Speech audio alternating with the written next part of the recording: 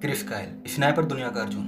प्राचीन समय से ही युद्ध के मैदान में एक से बढ़कर एक योद्धा आए हैं। कोई योद्धा युद्ध के मैदान में भाला फेंकने के लिए मशहूर रहा तो कोई योद्धा घुड़सवारी के लिए। समय के साथ युद्ध लड़ने का तरीका बदला। 21वीं सदी में युद्ध सेना की जाबाज सिपाही के सारे लड़ा जाने लगा, लेकिन हर देश की सेना में कई ऐसे शूरवीर रहे जिन्होंने अपने दम पर कई लड़ाइयों में अपने देश का नेतृत्व करते हुए कई मुश्किल मिशन पूरे किए। भारतीय सेना में जिस तरह वीर अब्दुल हामिद ने पाकिस्तानी युद्ध टैंक को ध्वस्त करते हुए भारतीय सेना के लिए जीत की इबादत लिखी, ठीक वैसे ही एक अमेरिकन स्नाइपर ने अपने देश का नेतृत्व करते हुए मुश्किल मिशन को फतेह किया। जी हाँ, हम बात कर रहे हैं यूएस आर्मी के स्नाइपर क्रिस कायल के बारे में, जिन्होंने युद्ध के मैदान में अपने सटीक निशानों से नाजुक मौकों पर अहम योगदान दिया। तो चलिए जानते हैं क्रिस की वीरता से परिपूर्ण रोचक कहानी के बारे में। बचपन से ही थाम ली थी राइफल।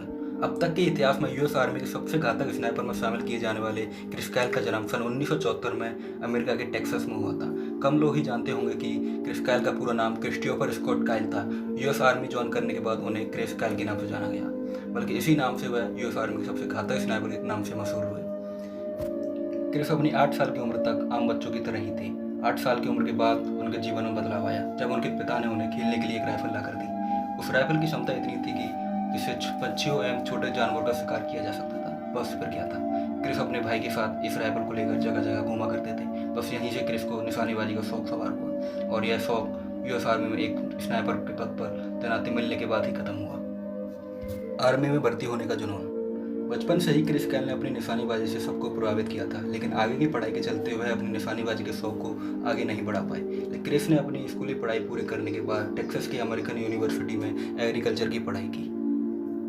इस दौरान उन्हें एक और चीज़ का शौक सवार हुआ। उस समय में टेक्सास में बुल राइडिंग का काफ़ी क्रेज था।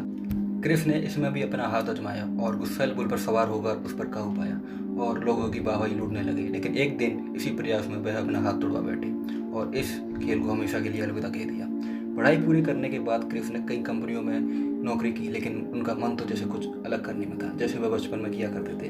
क्रिस को ऐसा काम पसंद था जिसमें खतरा हो और वह बाकी कामों से बिल्कुल अलग हो। बस फिर क्या था, क्रिस एक दिन यूएस मरीन आर्मी में भर्ती देने के लिए पहुंच गए। लेकिन उनके लिए चीज़ें यहाँ आसान नहीं थी, क्योंकि बुल राइडिंग के दौरान उनका एक हाथ टूट चुका था, इसलिए उन्हें आर्मी से रिजेक्ट कर दिया गया। एक बहुत पुरानी कहावत है, जहाँ चाह है वहाँ रहा है। यह कहावत क्रिस पर बिल्कुल सटीक बैठती है। उन्होंने अपनी कमियों को ही अपनी ताकत बनाते हुए दुनिया के सबसे ताकतवर फोर्स माने जाने वाली नेवी सील में भर्ती होकर इस कहावत को सही साबित कर दिया। बुल राइडिंग के कारण क्रिस का एक हाथ बुरी तरह से फ्रैक्चर हो गया था। टूटे हुए हाथ के साथ उनके लिए यूएस मरीन आर्मी में भर्ती होना असंभव था, लेकिन भर्ती के दौरान एक सैन्य अधिकारी ने उन्हें सील आर्मी में भर्ती होने का सुझाव दिया। उस सैन्य अधिकारी का सुझाव मानते हुए क्रिस ने सील आर्मी में टेस्ट दिया और एक खास ट्रेनिंग के बाद साल 1999 में उन्हें सील आर्मी में भर्ती कर लिया गया। सील में भर्ती होने के बाद क्रिस ने बचपन का हुनर यहाँ काम आया, शायद उन्हें यह मालूम था। ट्रेनिंग के दौरान जब वह बाकी साथियों के साथ निशानेबाजी की प्रैक्टिस किया करते थे तो उनका निशाना बिल्कुल ठीक जगह पर लगता था। बस यहीं से क्रिस अपने आला सैन्य अधिकारी को नजर में आई और एक बेहतरीन स्नाइपर बनकर उभरे। इराक युद्ध में साधे अचूक निशाने। सील आर्मी में बतौर स्नाइपर ट्रेनिंग लेने के बाद क्रिस काफ़ी घातक स्नाइपर बन चुके थे। उनके सटीक निशाने ने सबको चौंका दिया। जल्द ही वह समय आ गया जब क्रिस ने अपनी ट्रेनिंग को अमल में लाने का अवसर मिला। साल 2003 में इराक युद्ध में उनके नेतृत्व में सील कमांडो को इराक भेजा गया। इराक पहुंचने के बाद क्रिस तब और मीडिया की सुर्खियों में छा गए जब उन्होंने मीलों दूर से एक इराकी औरत पर निशाना साधकर उसे मौत की नींद सुला दिया। बाद में क्रिस ने इस बात का हवाला देते हुए कहा कि वह औरत हाथों में ग्रेनेड लेकर अमेरिकी फौजों की तरफ बढ़ रही थी। अगर वह उसे नहीं मारते तो वह फिदायीन हमला करके सबको मार डालती। इराक में अमेरिकी सैनिकों के आगे यह बहुत ही आम परेशानी थी। वहां पर उन्हें कई मौकों पर पता नहीं चल पाता कि सामने वाला बेगुनाह है या आतंकवादी। क्रिस के सटीक निशानों का अंदाजा इसी बात से लगाया जा सकता है कि उनके 10 साल के सैन्य करियर में अमेरिकी सरकार ने क्रिस को 4 बार इराक भेजा, जहां उन्होंने 160 से ज़्यादा सटीक निशाने लगाए। इराक का एक शहर है रमादी। उस शहर में क्रिस के नाम का ऐसा खौफ था कि दूर दूर तक कोई आतंकवादी उनके निशाने में आने से बचता था। वहीं पर क्रिस ने अपने जीवन के कुछ शानदार निशाने लगाए थे। रमादी में क्रिस के नाम का ऐसा आतंक था कि आतंकी उन्हें रमादी का शैतान कहते थे। यही कारण है कि क्रिस को अमेरिकी इतिहास का सबसे घातक स्नाइपर माना गया है। सर्वश्रेष्ठ स्नाइपर बने। इराक युद्ध में बतौर स्नाइपर यूएस सेना को लीड करते हुए क्रिस ने कई मिशन फतेह किए। उनके देश के लिए उनकी इस उपलब्धि पर उन्हें अमेरिकन सेना ने कई महत्वपूर्ण पदों से नवाजा। इराक युद्ध में उनकी निशानेबाजी के लिए उन्हें bronze star medal, silver star medal और नेवी और मरीन अचीवमेंट मेडल से नवाजा गया। इराक में तैनाती के दौरान 2100 यार्ड की दूरी से लगाया गया उनका निशाना सबसे सर्वश्रेष्ठ निशानों में से एक गिना जाता है। इस निशाने की मदद से उन्होंने एक इराकी स्नाइपर को मार गिराया था जो अमेरिकी सेना पर निशाना लगा रहा था। साल 2009 में क्रिस ने अमेरिकी सेना से रिटायरमेंट ले लिया और अपनी बीवी और 2 बच्चों के साथ टेक्सास में रहने लगे। साल 2012 में लेखक हार्पर कॉलिंस ने क्रिस पर एक आत्मकथा लिखी।